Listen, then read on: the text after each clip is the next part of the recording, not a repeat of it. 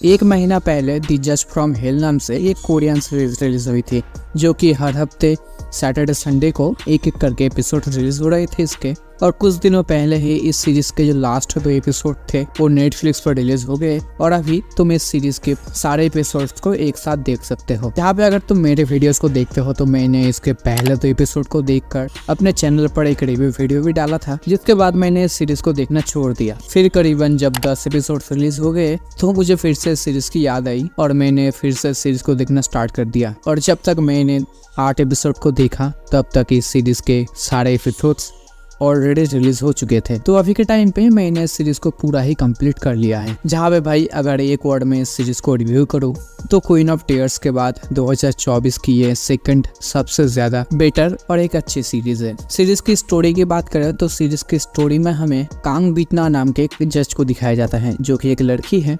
और सीरीज के first shot में ही दिखाया जाता है कि उसको किसी ने चाकू मार दिया है और वो मरने के बाद उसको हेल में भेजा जाता है। जहाँ पे हेल में एक जज को दिखाया जाता है जो कि लोगों के पाप के घड़े को देखकर उनको हेल में भेजती है। तो जब कांग बीतना के सोल को हेल में भेजा जाता है तो अपने जज को लिस्ट में उसके नाम नहीं मिलते, लेकिन फिर भी वो उसको हेल में भेज देती है।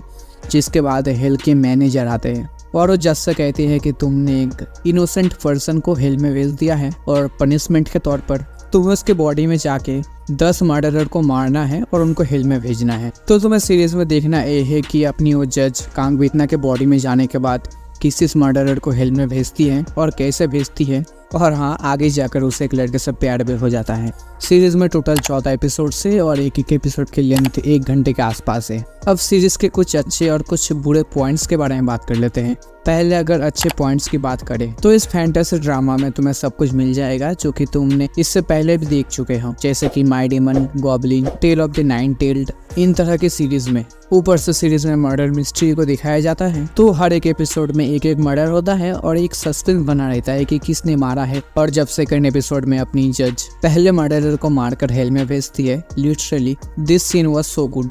अब अगर खराब पॉइंट्स की बात करें तो पहले तो CGI VFX जो हेल के सीन्स दिखाए गए हैं और हमारे जो मैनेजर दिखाए गए हेल के, उनके CGI और भी अच्छे हो सकते थे। उसके बाद कुछ कैरेक्टर्स को, अदर कैरेक्टर्स को थोड़ी ज्यादा ही प्रायोरिटी, थोड़े ज्यादा ही सीन्स मिल चुके हैं, जिससे कि बीच बीच में थोड़ा तो बोरिंग फील होता है। लेकिन हाँ, क्योंकि सीरीज में रोमांटिक सीन्स है, रोमांस वगैरह वगैरह है, तो सीरीज देखने में मजा आता है। उसके बाद कुछ ऐसे भी सीन्स है जो कि मुझे लगा कि किसी और के ड्रामा से उठाए गए हैं, मतलब कि जिसको तुम इंस्पिरेशन कहते हो। एपिसोड 9 या 10 में एक सीन है, यहाँ पे सीरीज थोड़ी बहुत स्पॉइल हो सकती है, तो चाहो तो सीन को काट सकते हो। तो एपिसोड 10 में एक सीन है जहाँ पे अपना विलेन अपनी हीरोइन को पीछे से मारने वाला होता है कि अपना हीरो खुद उसकी जगह पर आ जाता है। और ऐसा सेम टू सेम सीन तुमने माय डेमन सीरीज में ही देखा होगा, जहाँ पर गोली मारी जाती है अपने सॉन्ग कैंग को, लेकिन अपनी हीरोइन खुद के ऊपर गोली ले लेती है। बस यहाँ पे थोड़ा सा ही डिफरेंस है कि द जस्ट फ्रॉम हिल में विलेन अटैक नहीं कर पाता है, पहले ही कोई आकर उसे बचा लेती है। तो ओवरऑल सीरीज तो अच्छा है, तुम चाहो तो देख सकते हो। सीरीज तुम्हें नेटफ्लिक्स पर मिल जाएगी,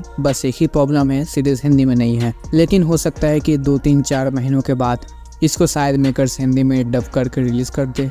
तो तुमने इस सीरीज को देखा है या नहीं, अपना ओपिनियन कमेंट में जरूर बताना। और इस तरह की वीडियोस और भी देखने के लिए डू सब्सक्राइब।